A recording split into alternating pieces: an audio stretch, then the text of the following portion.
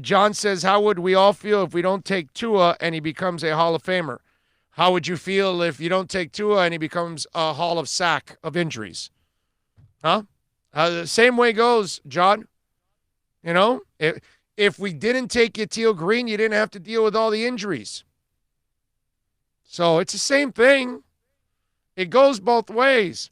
If you see him break down constantly, you'll be grateful you didn't draft him. You'll go,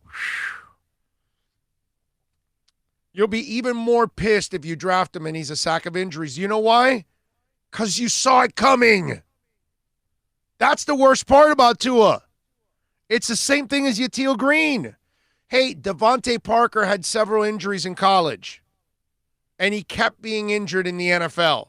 And it took him to his 5th year to finally break through. Most of the time when you're injury prone, you stay injury prone.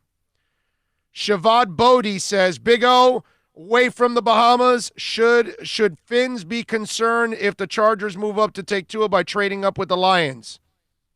Yeah. But that's if you're concerned about Tua, my brother. I'm not. I want somebody to take Tua at 3. I don't want the Dolphins to take Tua. So I'm the wrong guy to ask. You know, I'm just not the guy that is hung on Tua. I got off the Tua bandwagon before the hip injury. Okay? Before the hip injury happened, I said, I'm done with Tua. I'm not drafting him at the top of the draft.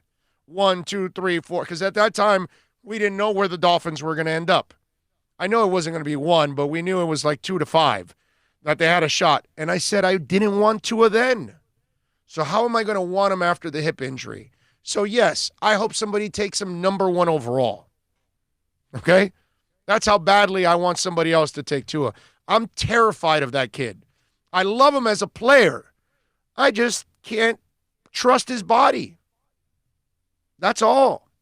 Nothing about his play. The kid's a baller, but he can't stay healthy. This is a risk management thing, and the risks, the chances you're taking with that type of a pick. Right. And honestly, the fact you pointed out yesterday, you're not going to know for another year. The fact that you're putting it off, it's going to be 2 years, that it totally makes it not worth the risk. I know. That's the other thing. That's the clincher.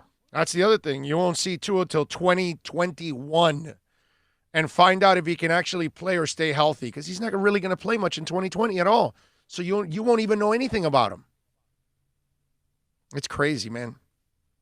Big O, if you're the Finns GM, who's your focus during free agency period before the draft?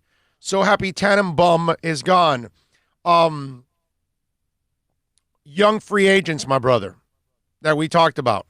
If there are young mid-20 free agents that are available, those are the guys I'm focused in on. Outside of that, NorCal, the free agents that Miami should be interested in are fringe guys, because you're only going to, that's what I would do, only offer 1 or 2 year deals. I am not making any kind of commitments to long-term contracts to any free agents. Miami's nowhere near a championship right now. So there's no reason to spend big money on older free agents that are, like, if you were on the cusp of doing something, then you add a guy. But you're not. So if there are young free agents, like I talked about last week, those are the guys that I would get.